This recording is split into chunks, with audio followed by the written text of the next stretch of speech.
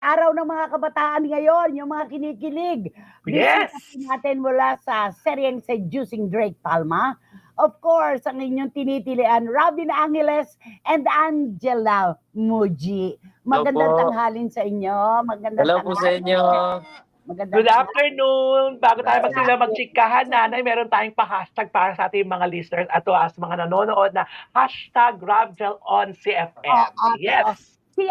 Si Angela galing na dito sa atin, di ba noon? Yes, Nakapag-guest na. Opo. Pero si Robin ngayon pa lang, kaya ikaw ang Opo. uulanin namin ng mga tanong, Robin. Ang unang tanong ng ating mga kababayan na nakatutok ngayon, ano raw ba talaga ang tunay na estado ng inyong love team? Grabe. Meron bang kasamang personal? Ayan na, Robin. Robin? Rob. Ano po? Anong status? Ano status? Ito, ano status? Ang cute. Si Angela po Ano dapat sumagot yan? niyan. Ha? Robin po kasi siya po yung hindi pa nakakapag-Christopher minute. Ay, Ay, ganun ba yun? nagpapanuman. Robin, Happy anak po ko kami. muna. Hindi po yung sagot ko. Happy po We're kami. just happy. Mm. We're Ano friends. ko? What you Kaya see, is what you nagsisimula. get. Parang Oo. ganon. Ano, tama. Okay, Romel, bimbangin mo na ng tanong. Anak ko, Robgel. Sa Seducing Drake Palma, ano na ang mga pagbabago sa inyong mga character? Di ba? Malapit nang matapos itong serye sa Oo, TV5. yes. Last 3 Ano weeks na ang lang. maaasahan namin towards the ending? Ano na Ayan. ang mga magaganap? Marami na pong magbabago. Dito na po lalabas yung mga conflicts po within the characters, yung Naku. selosan, yung taguan ng feelings, yung mga mastermind na pinaplano behind the scenes. Tas, it's not everything is not what it seems. Ganun po siya ang Yes. atake niya. And ano, Anong daw ang attack? nagsiselos na po ako sa pinsan ko doon. Pumasok na po yung character ni Dylan Menor na si Trip. Kaya nagiging seloso na si Drake. Ayan. Ayan. Ito ang tanong. Ayan ito babasahin ko to itong tanong na to. Okay. Grabe ang love triangle ninyo ni Dylan Menor. Angela, sino ba talaga kina Drake at Trip ang malapit sa puso mo? O ayan na. Magpakatotoo na tayo. As Angela.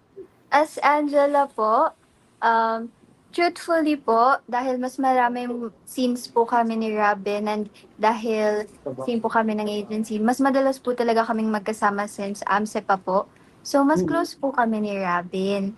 With Dylan naman po kasi, syempre kakakilala lang po namin and recently lang po siya sumali sa mga, sa episode 10 lang po ata siya nag-join or episode 9. Oo. Opo. So, parang less po yung time namin together. Pero we're both, I'm close with the both of them and mas malapit lang po ako kay Robin kasi mas matagal po kaming magkasama. Napapatingala si Robin sa sagot ni Angela. Natapatingala. Para bang sinabi niya na, Ang go cute. there tayo. Parang sinasabi ko, alam mo may ganun. Ako, may tanong ako sa kanila. Robgel, paano nyo hinahandle ang kasikatan nyo ngayon? Hindi in-expect nyo ba ito? Di ba? Biglaan na lang kayong lumabas na pinag-uusapan ng lahat. Paano nyo hinahandle ito? Uy, Romel, may idadagdag lang ako. Alam ko na kinikilig ang mga Pinoy fans sa inyo, yung mga bata. Pati mga pamangkin ko sa probinsya, kilalang-kilala yung Robgel. Oo.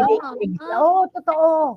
Asa na yun wala sa syudad. Nasa na yun. Diba? Kasi nanonood sila nitong Seducing Drake Palma. Talagang, nahandle niya Paano hinahandle ang kasikatan? Nagugulantang ba kayo? Ano po, lagi naman po nakatatak sa isip namin na hindi pwedeng lumaki yung ulo namin and ipapasalamat din po kami palagi sa mga tao kasi kung wala po sila sa tabi namin, wala rin po kami dito sa lugar namin ngayon. Totoo yan. Anak, huwag magbabago ang pananaw ninyo, ha? Apo. Totoo na ang baitang ng hagdan na inaakyatan nyo mga tagahanga. Yan ang magdadala sa inyo sa tagumpay.